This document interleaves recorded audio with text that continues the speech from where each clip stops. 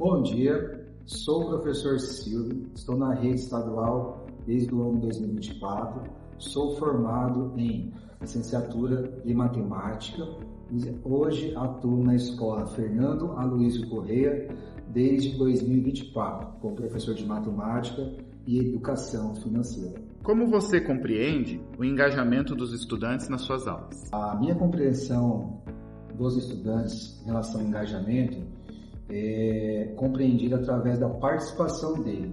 Então, quando eu comecei a ter uma mudança de postura em relação às minhas aulas, eu observei ter um maior engajamento.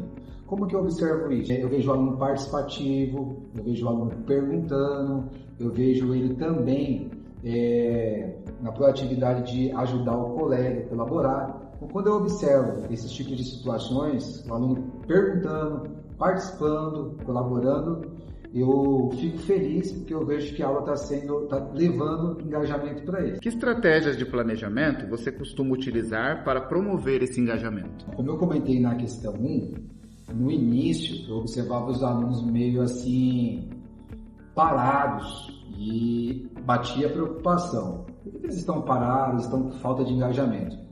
Então procurei me aperfeiçoar. E o primeiro ponto aí é o planejamento. Eu procuro planejar as aulas com atividades diversificadas. Exemplo, tenho turma do 6º ano de matemática, tenho turma do 7º e do 8º de educação financeira. Então, para cada turma, eu faço um planejamento diversificado. Vou dar um exemplo aqui. Matemática, 6º ano. Eu procuro trabalhar com eles em agrupamento produtivo, para que um possa ajudar o outro. Gamificação. Quando você consegue juntar gamificação com o aprendizado do aluno, vai dar engajamento. Eu vou dar um exemplo aqui. Eu utilizo muito a plataforma Kahoot. O aluno chegou, 6º ano, ainda tem a questão da linguagem matemática, parte mais técnica, que eles não se apropriaram ainda. Então eu gosto muito de pegar um Kahoot, colocar o vocabulário da matemática, eu observo os alunos ali todos no alvoroço, tentando responder, e naquele momento ali da interação deles com a gamificação, eles vão aprendendo, eles vão se tornando alunos mais engajados na aula. Então, são momentos, uma aula gamificada, outra aula é um agrupamento produtivo, é uma diversificação. Então, assim, primeiro passo, planejamento diversificado de atividades. Gosto de agrupamento produtivo, gamificação, resolução de problemas do nosso cotidiano, fazer eles pensar e raciocinar. Dessa maneira que eu procuro fazer as minhas aulas. Em sua prática, de que forma a avaliação pode contribuir ou dificultar para manter os estudantes engajados? Então, sobre a avaliação, a aula que tem avaliação, os alunos ficam tensos, ficam ansiosos. Como forma punitiva, ela é ruim, não é benéfica. O aluno vai lá, faz a prova, está cheio de ansiedade, já vai atrapalhar e depois é uma punição. Então, nesse sentido de punição, não é benéfico. Agora, no sentido de aprendizagem, uma construção de aprendizagem aí, é importante a gente passar para o aluno isso daí. Eu vou dar um exemplo aqui. O ano passado, nós temos aí SARESP. Eu fiz vários simulados e eu comecei a falar para eles que aqueles simulados era uma maneira de eu fazer a medição de como que eles estavam e corrigir. Então, eles fizeram ali o simulado, depois eu chamei aluno por aluno e fui falando assim, João, você errou aqui, você tem potencial, vamos trabalhar isso aqui. Então, eu fui dando feedback. E eu comecei a observar que a questão do feedback para o aluno faz com que ele perca a ansiedade na hora de uma prova e você começa a construir um aprendizado mais significativo. Então, a avaliação como um instrumento ali de você medir o aluno, dar um feedback, fazer um novo planejamento, fazer ele crescer gradativamente, ela é muito benéfica, faz parte do nosso dia a dia. Nós, como professores, precisamos avaliar o aluno como instrumento, no caso, uma prova, e deixar ele ciente que não é punitivo. Você percebe mudanças no comportamento ou na participação dos estudantes quando se sentem mais envolvidos com o conteúdo? Sim, percebo. Eu vou dar um exemplo aqui. Quando o aluno está envolvido com o conteúdo, você está demonstrando para ele, fazendo a apresentação, muitas das vezes eles ali também desconectados. Mas quando você contextualiza ele no nosso cotidiano, você observa ali um engajamento maior da parte dos alunos.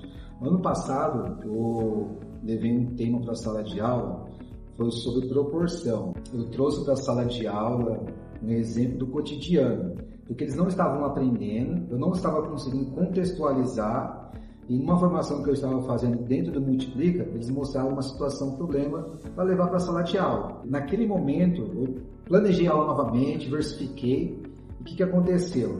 Para falar assim que cada um ia receber conforme a proporção que ele aplicou, nós pegamos aí hoje o que eles estão no nosso dia a dia, tigrinho, jogos, não é legal, que ensina o educação financeira. Mas pegamos esse assunto e falou, o outro vai jogar, ele precisa de R$12 para investir. O João tinha 2, o Pedro tinha 3, deu 5, e o outro aluno tinha 7. Então somou, deu R$12, eles jogaram e ganharam um prêmio de 300 mil.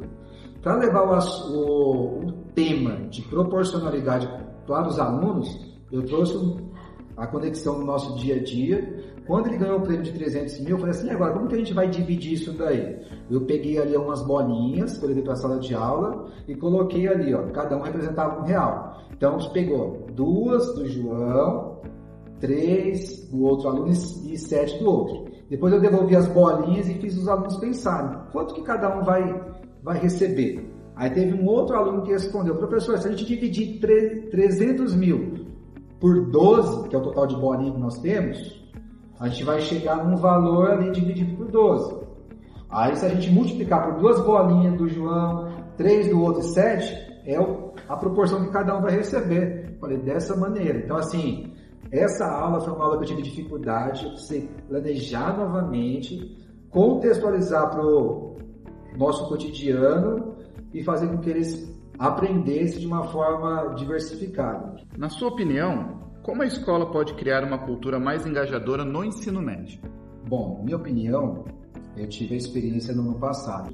Eu dei aula de matemática fundamental, 7º ano, de 2, e dei aula para o 2º ano do ensino médio. Então, assim, eu observei a falta de engajamento que tem no ensino médio.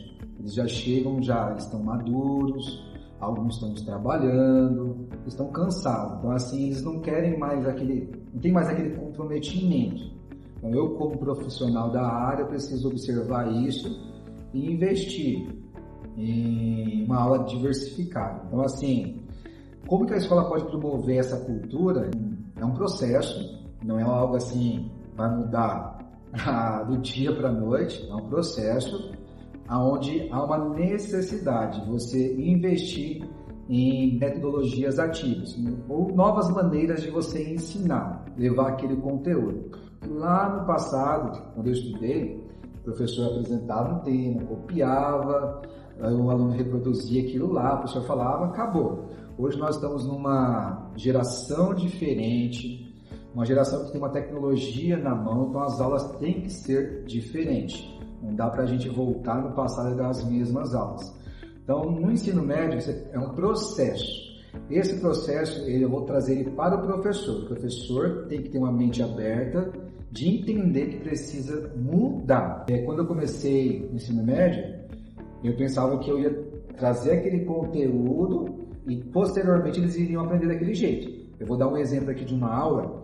Eu estava falando de sólidos geométricos. Eu ia fazer o cálculo da área de um sólido e apresentei o conteúdo, o material digital, fiz a resolução e passei para os alunos. Os alunos ficaram ali todos com falta de engajamento.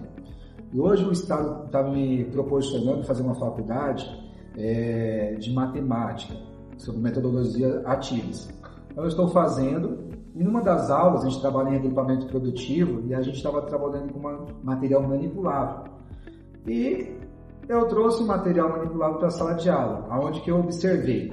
Quando eu peguei aqui na escola tem um sólido geométrico, entreguei para eles começarem a ver a face, o vértice, as arestas.